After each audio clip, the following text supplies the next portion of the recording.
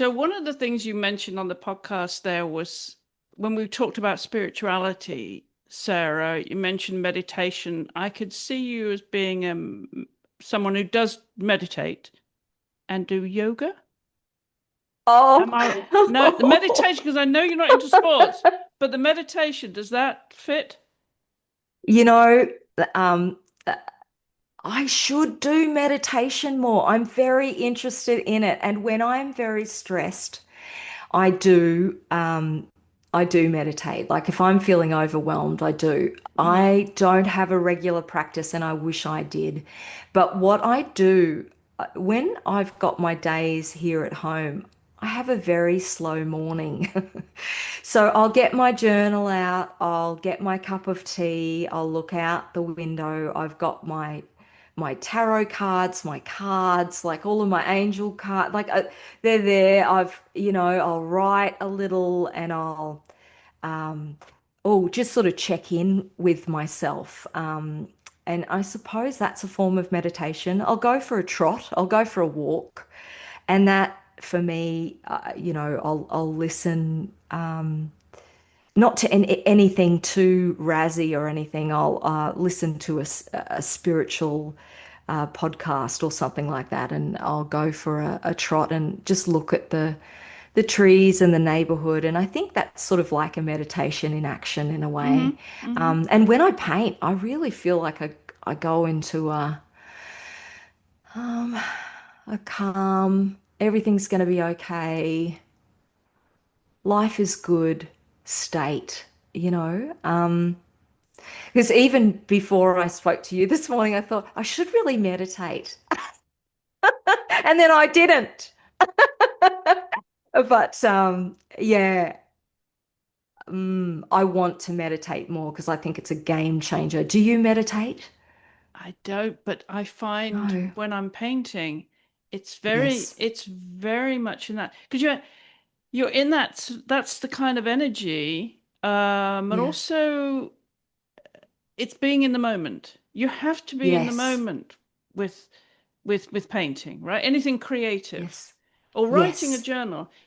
But I find particularly since I've been painting and sculpting and things like that, it just brings makes you still, and you Oh, just got to slow down. Everything else is, you can't be anywhere else. You can't be worrying no. about, oh gosh, I've got to go to the grocery store. I got to, you can't let that come into your creative mindset, right?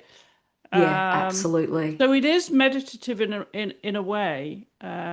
I wouldn't say I'm officially meditating or going to meditate. I'm going to paint, but I'm getting into that space. So I can see that very much with you, the way you described yourself with your spirituality, your religion slash spirituality, your tarot cards, all of that makes you, I love that because all of this I can see in your work. Oh, that's so lovely. I'm battling with my dog Molly here in the background. I'll have Well, to bring her. Come you'd over have to here, bring her Molly. to the party, definitely. I was going to ask about Molly, actually. Yes, come here. She's in a couple of paintings. Here Uh-huh. she is. We often have Look. dogs on the show. Oh, look at Molly. Molly, you're a star. She's adorable. She's adorable. I What is know. she? She's my child. Well, clearly, but what, apart from being your child, what breed is she? She's a moodle. So Oh, she's she's a, what, 5.5 kilos of queendom. So oh, no, she's lovely. She's she is really lovely. sweet. How old is she? Yeah, she is lovely, and we're both besotted because George and I tried to have kids at one point, but we couldn't, and so um I think Molly has scratched that itch for us. We're Yeah. hilarious. We're like two parents of a small dog. We're such a cliche. And so, and I mean, she's in bed with George, and it's like I'm the second wife, really. It's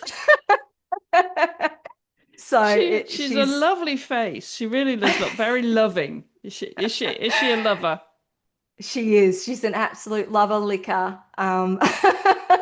Will take all manner of affection. And she's my first dog.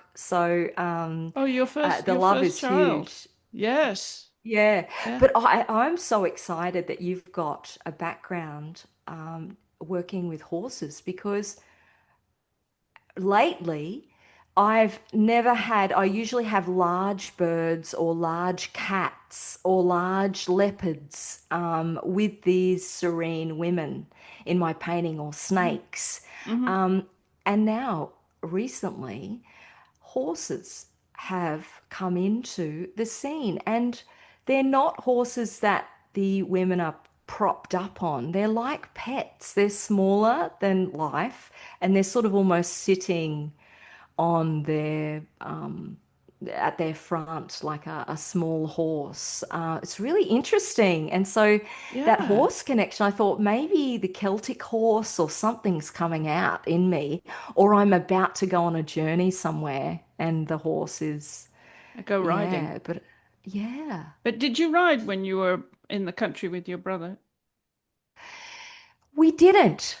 We didn't. We had a horse next door that we'd Yeah. feed with an apple, and we Mhm. loved that. We just loved it.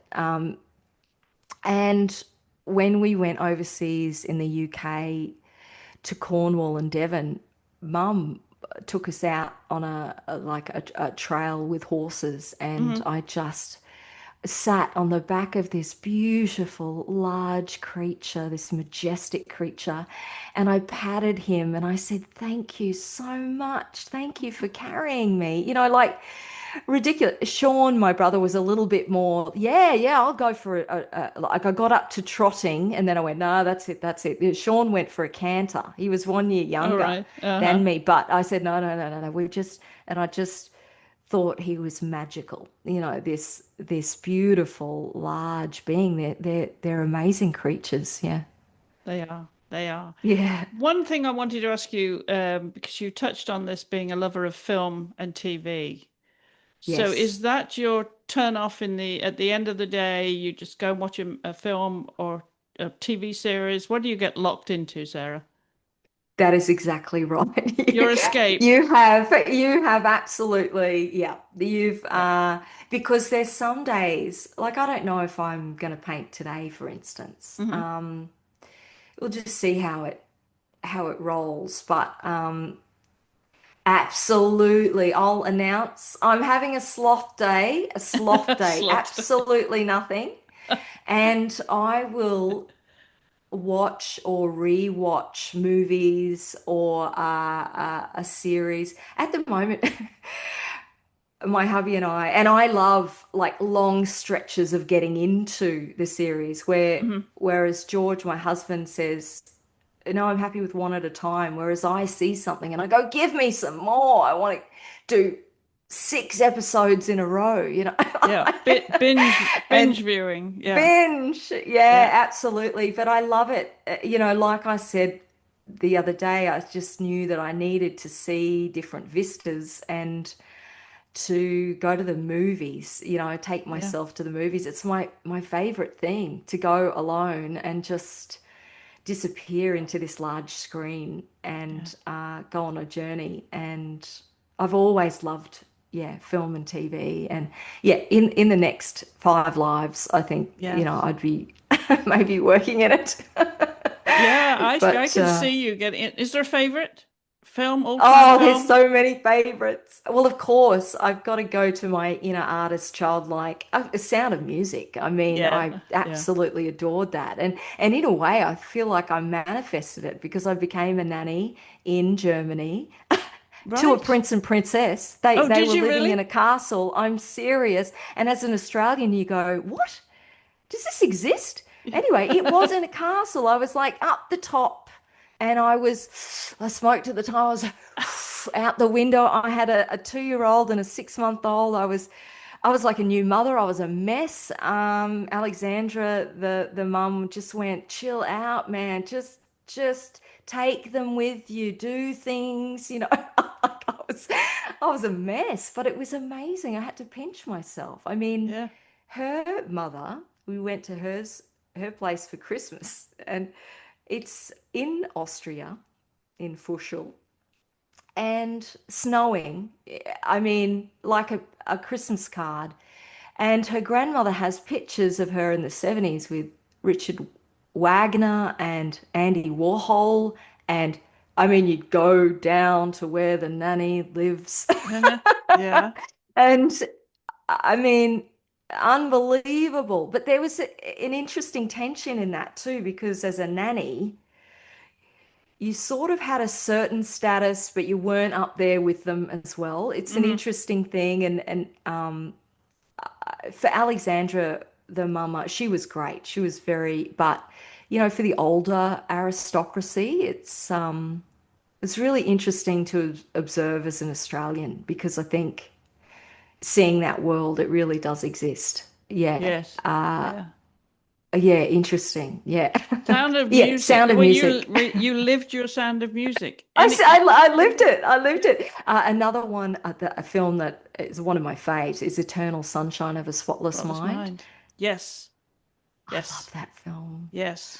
I love it The so much. directed by Ellen Kuras Oh, with okay. Kate Winslet, right? Oh, yeah, I know. I adore Kate Winslet. She'd be in Yeah. my fantasy Disney dinner party along with Emma Thompson.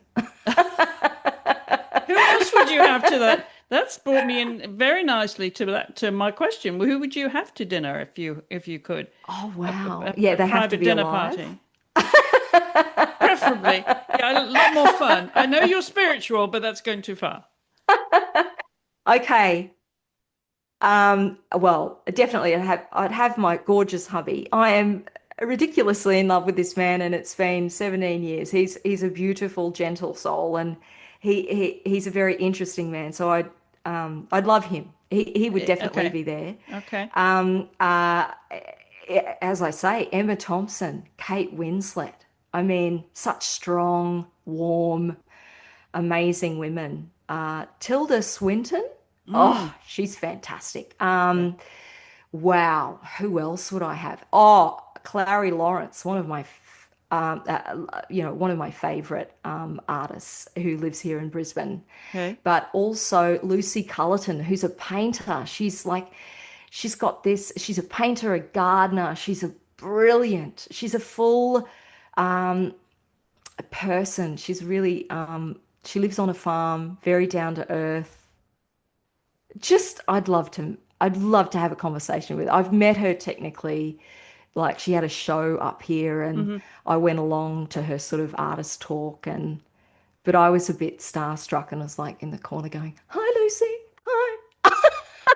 So, are you going to cook for your dinner party, or would you have it catered? Oh, no, darling. Oh, if No? I could choose. If I could choose. No, look, if I was forced, I would crack out my lasagna.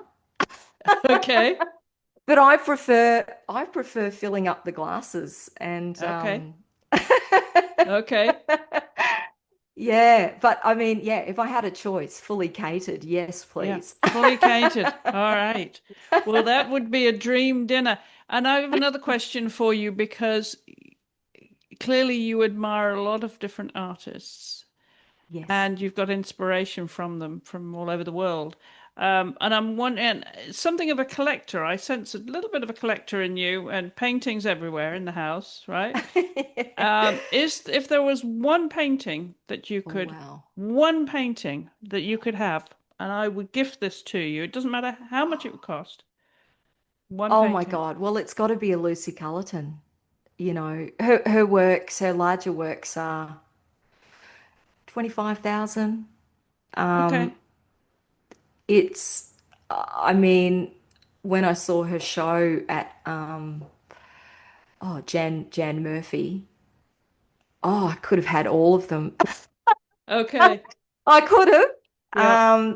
It just anything of her work. She paints beautiful dogs because she loves animals and Hmm. she rescues greyhounds and she's painted this beautiful series of greyhounds on Turkish rugs and just the curve of their form, the colors. The colors are can be vibrant but very muted. I mean, I just die in front of her work. I just want to cry. It's just stunning and Mm. observational of her beautiful life. She gardens, yeah, well, she paints in the morning and then she gardens in the afternoon. She's she's got a partner who's, you know, really disconnected with the art world, and she just lives on this beautiful property and just works with the animals, and very down to earth, lovely. I really like her. Yeah. I'm a fan. So I Okay. would. I'd You would I'd have have one of her works. Maybe chuck in a Van Gogh if you could. That'd be great. oh, you haven't mentioned Frida Kahlo. Do you have a favorite Oh, painting of Frida! Of course. do I you have a love Frida. favorite painting of Frida's? Ooh.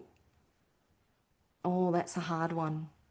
I think with the monkey, Oh, you the know, with the her monkey. work with Yeah. the animal, yeah, the Yeah. animals. Um, I loved I tell you what, if I could have a dinner party guest that was alive, Mm-hmm. I would. Dead. That's yeah, I'd have Frida. You would have okay. She'd she for me, even more than her art, what I loved was the way she expressed herself with her clothing, with her culture, with Mm. her heart. Her heart was open, you know, it was like vulnerable and yeah, but I think she had this strength and this rambunctiousness as well, Mm. and she inhabited this amazing femme goddess artist, you know, Yeah. and I love I love that. Her, that even transcends her work, like the way that she inhabited the female artist. And so Yeah. many female artists connect with that. Yeah. She inhabited, she made art was life and life was art. And Yes. she connects to us now, you know, Yeah. so many female artists that go, yes, you know, and so yeah, I would have loved to have seen her happier. You know, Yes. I would have She's loved to have yeah. seen her what she would do if she had the support of a beautiful partner And if she had not uh had that accident, and she'd not if she had yeah, not, how different she would have been because that yeah, ruled her life. yeah, and I suppose that makes her art as well, but Yes. I Yeah. just for her as a character, look, I think it's really important as an artist that you have somebody on your team, on your side, whether that is a loving parent or a loving child or a loving partner. That's the person that keeps you going and keeps you stretching because there's such devastating moments. There's sadness with the art career as well. It's like, oh, I'm so lost and I feel stuck. And then you rally again, and then you've got something else to say, and then it's sort of like you go back down. And I think what's great about having such a loving partner and support is it keeps you going. And I don't think Frida had that. She adored, oh, what's his name? Diego Rivera. Diego, and I adored his work. Amazing. But he was really the big machismo artist. Hmm. You know, he really dominated the show. She, as this loving, supportive partner, would have done anything. You got that impression, anything for him. And Oh, definitely. Yeah. absolutely. And I just wish she had a beautiful, gentle significantly rich man in her corner Yeah. who could say, Frida, go for Yeah. it, darling, Yeah. do what you Yeah. like. But I Yeah. suppose that tension again, that tragedy absolutely is thematic in her work. And, you know, Mm. it's like the chicken and the egg. You know, if she didn't have those things, she wouldn't have created this imagery that's just that connects with women, I Yes. mean, and connects with topics that women, miscarriage and the female form and, all of these, Hmm. not being a mother, all of these things, that she ripped her heart out and sort of basically gave it to us on a canvas, She did. So She did. That's a great way to yeah. describe it. She And did. she's welcome to paint through me if we're talking about spirituality anytime. Okay. Frida, go for it. I love it. I love it. I love it. I love it. This has been awesome, Sarah. It's been great to get to know you, and Yeah, lovely to get to know you too. I really appreciate you sharing your life so candidly too, and with such great humor. I know. I was like a little bit. You probably picked that up the other day on the phone. I was thinking, what do I go into in my childhood? Because there's always struggles and interesting things that you go through, but also wanting to honor the those beautiful souls that brought you into the world. I mean, yeah, so yeah, it was interesting, but it's been so lovely and so delightful to have a chat, and it clarifies things as I talk in my head Hmm. about why I'm doing it. Gives me an extra energy That's to great. go down to the studio because yeah, like those low times, it Yeah. re-energizes me to share this with you. So it's Well, great. Thank you. well, thank you. I love that. I love that. And continue your creative work forever. And I'll be following you, of course, on Instagram now. And Oh, great. yeah, and remind everybody if you are watching this on YouTube to jump over to your podcast app and listen to the full episode of our interview there on any podcast app. Just look for Art with two A's and subscribe here. Hit the subscribe button so you don't miss any of these after shows now. This is what we're calling this segment is the after show. Oh, Not it's the just after party. yes, it is. It is the after party. Exactly right. Thank you so much for your time, Sarah. Really appreciate Thank it. you. Thank you, Chris. This has been great.